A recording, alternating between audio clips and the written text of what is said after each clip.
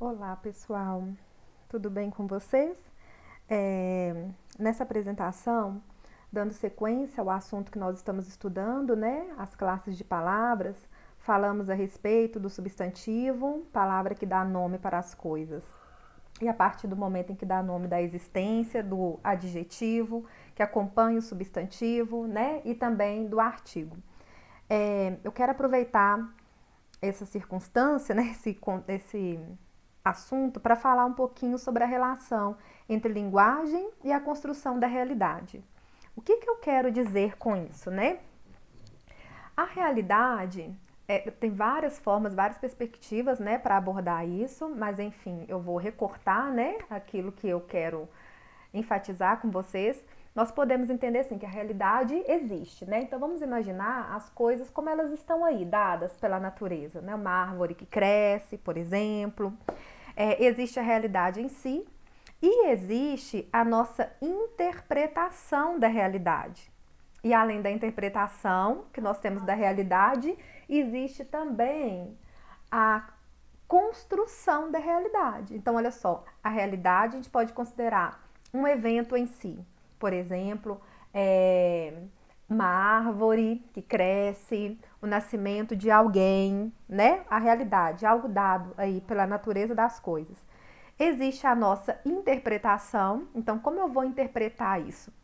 Isso muda de pessoa para pessoa, porque isso vai depender de quem é esse sujeito, qual é o lugar que ele ocupa nessa sociedade, quais são, por exemplo, as minhas crenças, quais são os meus conhecimentos de mundo, tudo isso vem à tona para que eu possa interpretar a realidade. E existe também a estratégia de construção da realidade, que é quando nós damos nome para isso, nós também construímos, tornamos aquilo uma realidade que se apresenta de um determinado modo. E aí, para pensar a respeito disso, eu coloquei aqui algumas palavras, todas essas aqui que vocês estão vendo, e todas elas, embora pertençam ao campo semântico do trabalho, elas têm sentidos diferentes e são percebidas também pelos sujeitos, né? São percebidas de maneira diferente. Por que são percebidas de maneira diferente? Porque cada uma delas vai, de certa forma, despertar, evocar determinados sentidos, e esses sentidos não são os mesmos. Então, quando nós lemos, por exemplo, as palavras proletário e operário, nós somos levados, de certa forma, né, lá para o passado.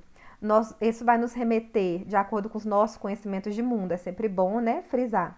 Isso pode nos remeter à Revolução Francesa, isso pode nos remeter à Revolução Industrial, né, aos surgimentos das indústrias, da exploração das minas para exploração de carvão. E ali vão surgir, né, esse universo do trabalho, e esse trabalhador vai ser nomeado dessa forma. Então, por exemplo, a palavra proletário lembra prole, né? Esses trabalhadores eram aqueles que tinham muitos filhos, e os filhos desde muito cedo começavam também a trabalhar para ajudar, né, no sustento dessas famílias. Então, proletário e operário nos remete muito, né, a esse passado, né, que nós recortamos aqui, e também, de certa forma, a organização dos trabalhadores, e aí vem uma dimensão política também, né, atribuída a essas palavras. Temos também a palavra peão, né, mais acredito, né, uma palavra muito brasileira, né? Temos a palavra empregado, trabalhador, colaborador e empreendedor. O que eu quero que vocês observem? Se nós formos pensar nos valores atribuídos a essas palavras, então as palavras não simplesmente, não apenas nomeia, ela nomeia e atribui também um determinado valor. Essa atribuição de valor pode ser positiva ou negativa. Então, quanto melhor é a percepção dessa palavra, mais positiva ela é. E quanto menor é a percepção, menos positiva ela é. Então, nós podemos entender que, por exemplo, provavelmente a palavra peão aqui, ó, ela vai ser a palavra menos valorizada, né? Seguida aí de proletário, seguida também de operário. E aí nós chegaríamos aqui nesse meio termo aqui com as palavras com as palavras. Deixa eu deixar uma outra cor aqui que não está tão evidente, né? Empregado, trabalhador, por exemplo. Nossa, essas cores não é fácil, né, gente? E nós temos, por fim, as palavras colaborador e empreendedor. O que a gente pode perceber? Que existe um deslocamento de sentido à medida que eu saio da primeira palavra, como aquela que provavelmente vai ser percebida, né, como menos positiva, e eu chego na última, que vai ser percebida como mais positiva. Então, aqui o que a gente observa é que existe um deslocamento do sentido, o sentido se desloca. Todas são palavras relacionadas ao campo semântico do trabalho, mas quando eu penso peão, proletário, operário, isso vai evocar uma determinada imagem, uma determinada circunstância, uma determinada atividade de trabalho. Quando eu penso empregado e trabalhador, embora empregado e trabalhador possa perfeitamente, né, desempenhar, se referir às mesmas funções desempenhadas aqui, entendem? Elas são percebidas de maneira diferente, tem outros sentidos. E colaborador e empreendedor também. Então, essa mudança de sentido, ela não é em vão. Ela se justifica pelo quê? Ela se justifica pela própria realidade. Então, se linguagem reflete e constrói a realidade, à medida que a realidade muda, que a sociedade muda, a palavra também vai mudando para poder acompanhar essa sociedade. Então, por exemplo, no mundo do trabalho, a gente foi se afastando, né, historicamente. Esse se afastar não significa não existir o trabalho. Esse se afastar significa um apagamento do protagonismo. Então, enquanto aqui a nossa memória, né, nos leva a um trabalho mais de fábrica, das indústrias, né, a um trabalho geralmente, muitas vezes também que exige mais força braçal, isso vem na nossa memória. Quando nós pensamos aqui nessa dimensão do trabalho, esse trabalho, esse primeiro não deixa de existir, mas ele deixa de ser o protagonista para descrever e para significar as relações de trabalho.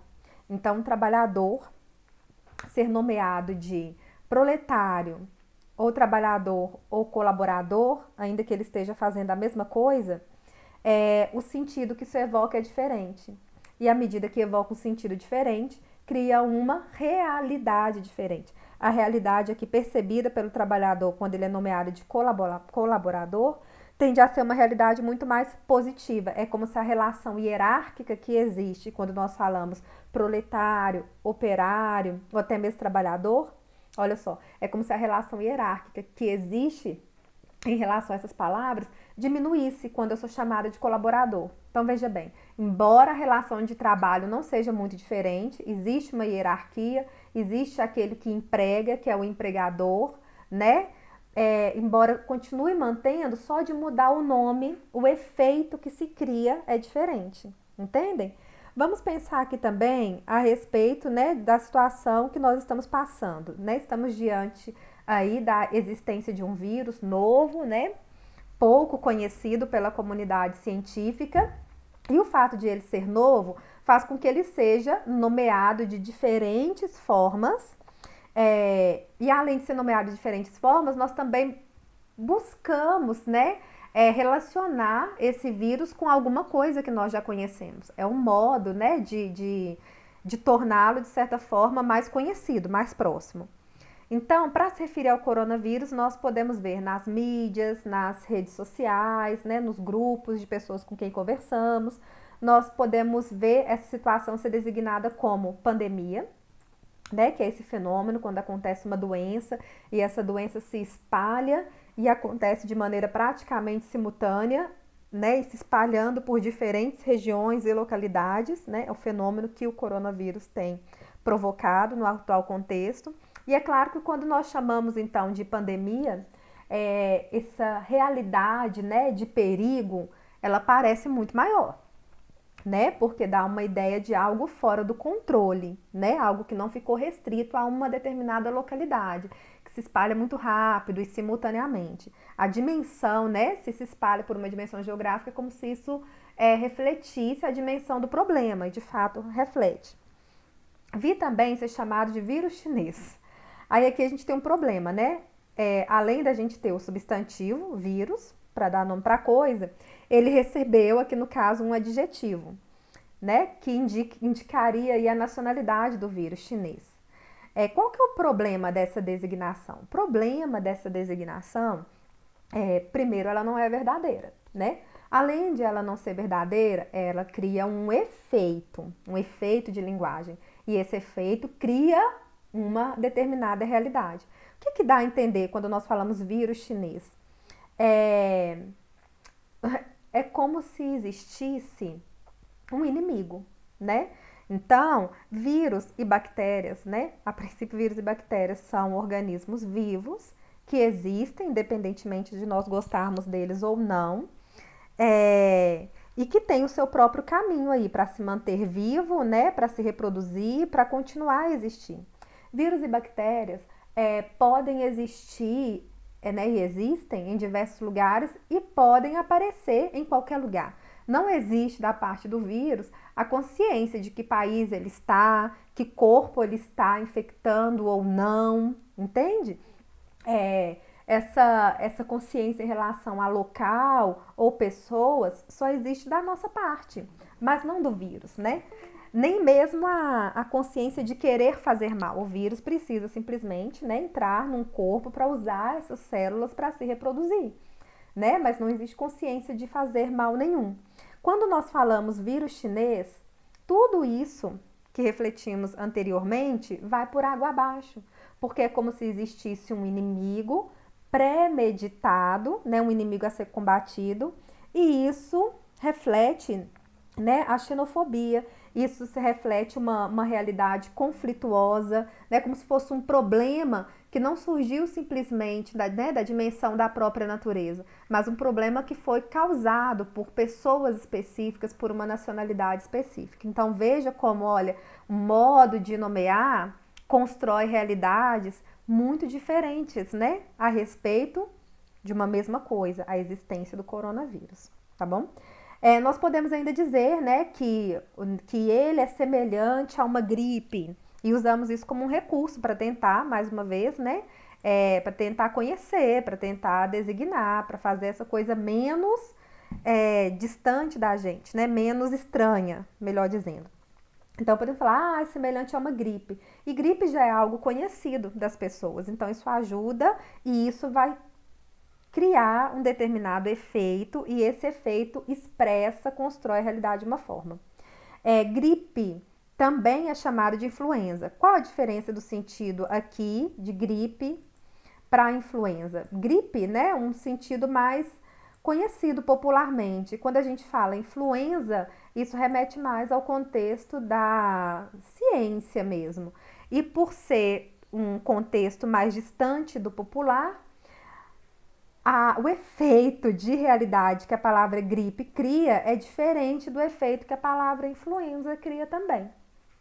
Podemos ainda falar que é uma gripezinha, né? A diferença daqui para de cima é que nós acrescentamos aqui o sufixo inha, e aí ele coloca essa palavra no diminutivo e o efeito, obviamente, que a gente tem é de uma suavização cada vez maior. Então, perceba, de pandemia para gripe tem uma suavização bastante considerável da dimensão, né, do possível problema que esse coronavírus causa, né? Olha a modalização que eu usei, eu falei possível problema, olha como se cria uma realidade. Possível, talvez exista, talvez não, né? Olha só como já questiona a realidade, né? Eu estou modalizando porque sei que essas palavras, justamente por expressarem a realidade, elas vão esbarrar aí, né, nos conhecimentos de mundo de cada um e também nos posicionamentos que cada um assume diante desse mesmo problema.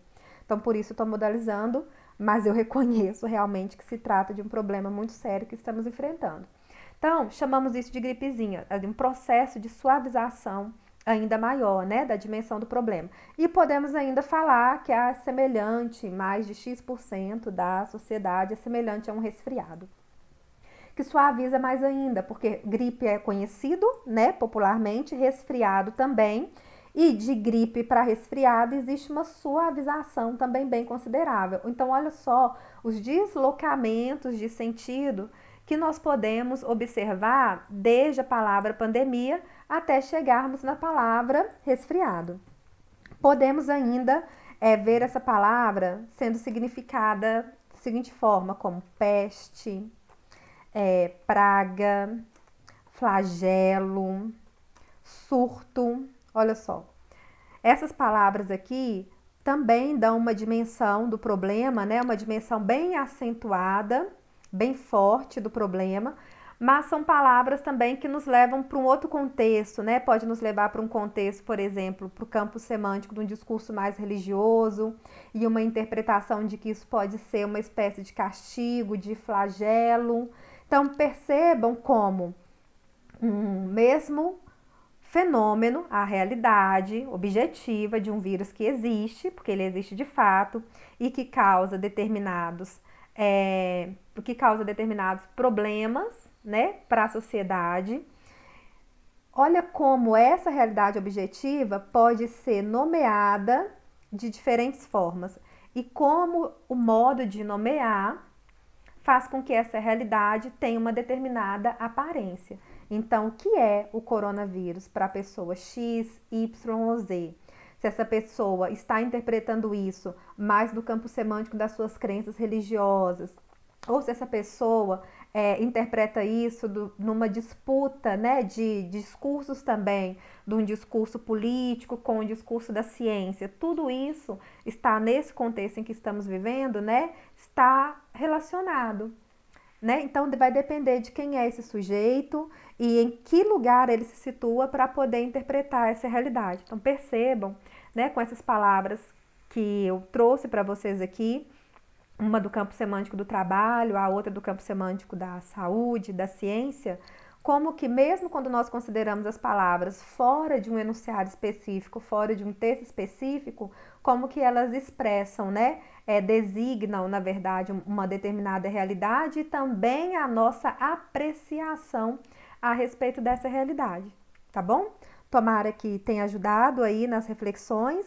Depois, na próxima, eu vou trazer um texto também para a gente poder interpretar, pensando nessa relação linguagem e sociedade. E eu encontro vocês virtualmente, né, no próximo vídeo. Obrigada pela atenção e até mais.